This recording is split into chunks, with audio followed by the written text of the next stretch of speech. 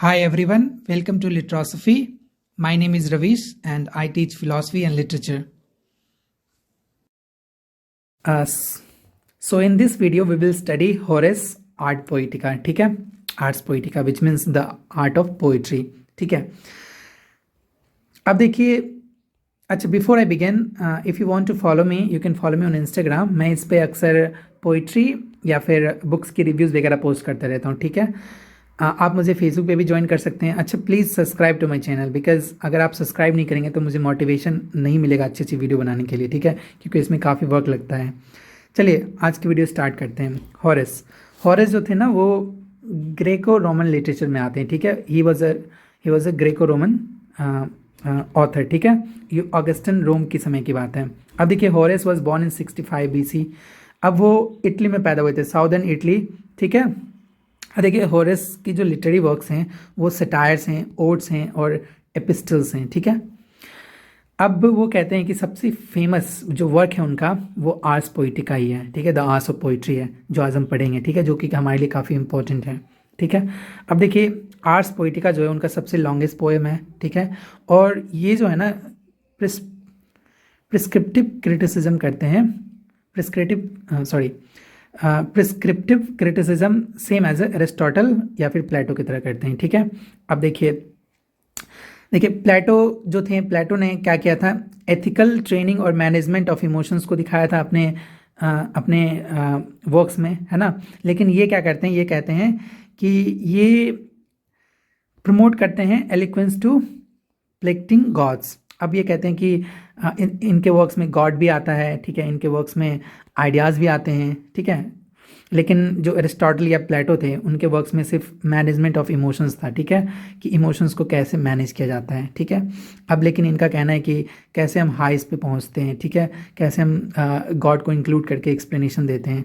अब चलिए देखिए, बेसिकली मैं आपको बताऊं कि जितने भी होरेस या क्लासिकल वर्क्स ऑफ लिटरेचर है ना, चाहे वो प्लेटो का हो गया या एरिस्टोटल का हो गया, होरेस का हो गया, लॉन्जाइनस का हो गया, सबके सब कॉमन सेंस पे बेस्ड है, ठीक है? काफ़ी ईजी है. आप एक बार इस वीडियो को देख लेंगे ना अच्छे से समझ आ जाएगा. अब देखिए, इतने कॉमन सेंस हैं कि कोई भी नॉर्मल ह्यूमन बीइंग समझ सकता है. अब देखिए, काफ़ी विडम्बना है ये, मतलब आयरनी है कि वो हमसे पहले पैदा हुए और उन्होंने कॉमन सेंस के बेसिस पे किताबें लिख डाली और वो फिलोसफर कहलाएं. हम बाद में पैदा हुए, even though we can understand those things without even reading them, लेकिन हमारी सोसाइटी में हमें लोग नालायक कहते हैं. चलिए, ये बस एक छोटा सा सटायर था. एनीवे, अच्छा, Horace's contribution to literary criticism can be assessed in 2 ways. एक है कि analysing his advice to how to write a good poetry. आप कहते हैं कि पहला जो है जिसके थ्रू असेस कर सकते हैं हम लिटरेरी क्रिटिसिज्म को कि how to write a good poetry. उनका कहना है कि कैसे अच्छी पोइट्री लिखी जाती है, ठीक है?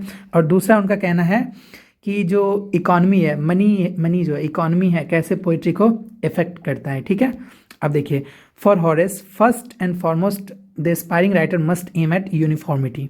अब कहते हैं जो यूनिफॉर्मिटी है ना वो बरकरार रखना चाहिए किसी भी एस्पायरिंग राइटर को. देखिए, यूनिफॉर्मिटी का मतलब क्या होता है कि पहले के ज़माने में क्या होता था कि चीज़ों को अच्छा बनाने के लिए, चीज़ों को रोमांटिक बनाने के लिए या चीज़ों को काफ़ी इंथुजियास्टिक बनाने के लिए, या ताकि लोगों को पसंद आए, तो लोग क्या करते थे कि ह्यूमन हेड को हटा के हॉर्स का हेड लगा देते थे, ठीक है?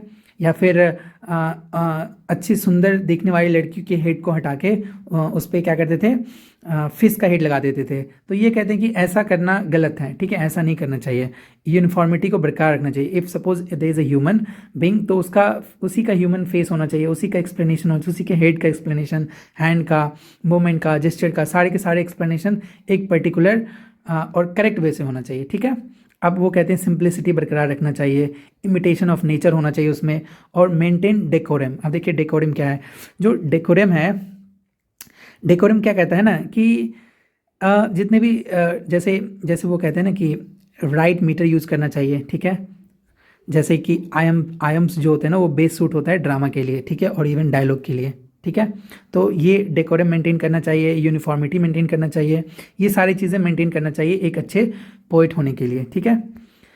अब देखिए, आज का बस छोटा ही लेक्चर था क्योंकि ज़्यादा कुछ है नहीं होरेस में, और जैसा कि मैंने पहले बताया काफ़ी कॉमन सेंसिकल हैं, ठीक है? कोई भी कॉमन सेंस से इस चीज़ों को समझ सकता है.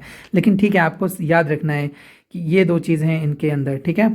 Anyway thanks for watching, see you in the next one, ठीक है। And please subscribe to my channel so that I can be motivated and I can make more videos for you guys.